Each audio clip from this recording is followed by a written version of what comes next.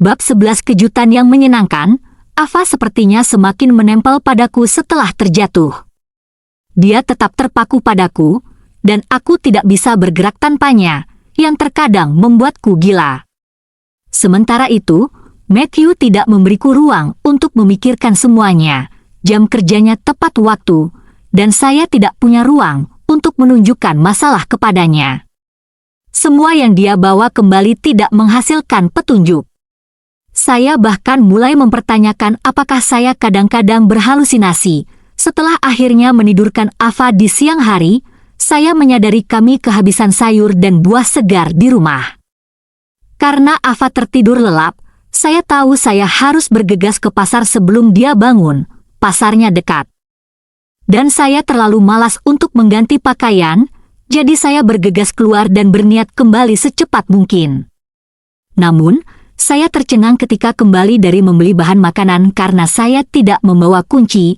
Aku merenung sejenak dan memukul keningku dengan frustrasi karena aku pasti lupa membawanya ketika aku pergi. Saya memutuskan untuk menelepon Matthew, dan dia menjawab dengan nada pelan. Setelah itu, saya menjelaskan situasinya, dan dia menjawab, "Saya sedang rapat dan tidak bisa pergi. Suruh Mel membawakannya untukmu." Pertemuan lagi? Alasan itu konsisten selama bertahun-tahun. Karena saya tidak punya pilihan, saya menelepon Melanie. Dia juga mempunyai kunci cadangan yang akan sempurna jika saya bisa mendapatkan kunci yang dia pinjam. Iklan oleh Pop Future, telepon berdering cukup lama sebelum akhirnya Melanie mengangkatnya. Ada banyak keributan di latar belakang, dan suaranya terdengar, "Chloe, ada apa? Saya lupa kunci saya di rumah. Bisakah kamu membawakan milikmu untukku? Saya sedang keluar sekarang dan cukup sibuk." "Aku tidak bisa melakukannya," jawab Melanie cepat, lalu dia berteriak kepada seseorang di dekatnya, "Hei, tunggu sebentar. Kamu ada di mana? Aku bisa datang dan mengambilnya darimu." Aku tergagap melihat ada kesempatan untuk mengambil kunciku. Sebelum Melanie sempat menjawab, aku mendengar seseorang berbicara padanya di ujung sana, "Nona, bisakah kamu datang dan melihat apakah lemarinya?" Kemudian, panggilan itu tiba-tiba berakhir. "Lemari? Lemari apa?" Saya bingung dan bertanya-tanya lemari seperti apa yang harus dia kunjungi dan lihat. Melanie selalu dimanjakan, dan orang-orang selalu menyerahkan sesuatu padanya. Saya tidak mengerti mengapa dia perlu memeriksa lemari. Saya menggerutu, dia pasti sedang berbuat jahat lagi. Dia selalu bermalas-malasan dan hanya bahagia setiap kali dia menerima uang. Dengan tas belanjaan yang berat di tanganku, aku hanya bisa menghela nafas sambil bersandar di pintu tanpa daya. Aku takut Ava akan terbangun dan ketakutan jika dia tidak bisa menemukanku. Akhirnya, saya memutuskan untuk pergi ke gedung perusahaan, jadi saya meletakkan belanjaan di dekat pintu dan bergegas ke kantor untuk mengambil kunci.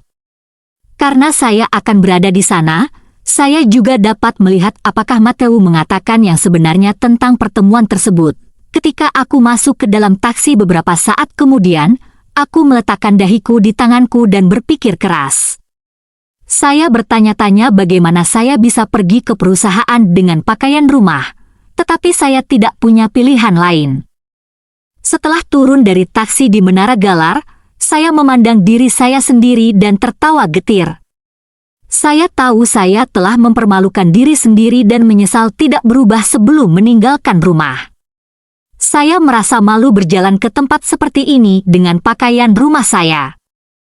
Aku menelepon Matthew lagi setelah ragu sejenak, berharap dia bisa membawa kunci ke bawah dan menyelamatkan harga diriku. Namun, dia tidak menjawab teleponnya, jadi saya dengan enggan memasuki gedung. Selain itu, aku harus cepat. Kalau tidak Ava akan bangun dan aku tidak akan ada di rumah. Seperti yang kuduga, aku menerima banyak pandangan penasaran begitu aku memasuki lobi. Lagi pula, para sosialita ini selalu terlalu memedulikan penampilan. Saya bergegas ke meja depan, berharap bisa segera naik ke atas, tetapi cukup banyak orang yang mendaftar untuk berkunjung, saya mencoba menarik perhatian seseorang, tetapi semua orang mengabaikan saya. Pada akhirnya, saya dengan sabar menunggu resepsionis selesai berbicara dengan pengunjung lain sebelum saya berkata, "Hai, saya harus pergi ke lantai 10, Tanung Corporation, untuk menemui Matthew Murphy. Kali ini saya langsung to the point, tidak menunggu pertanyaan apapun dari resepsionis." Namun, resepsionis biasanya bertanya, "Apakah Anda punya janji?" Saya merasa orang di belakang konter tampak familiar dan menyadari bahwa dialah yang memberitahu saya bahwa Tuan Murphy dan istrinya sedang pergi keluar hari itu. Saat saya hendak berbicara, wajah resepsionis bersinar dengan senyuman cemerlang.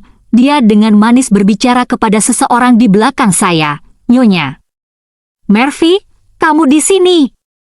Kata-kata itu mengejutkanku, dan aku segera menoleh untuk melihat orang di belakangku.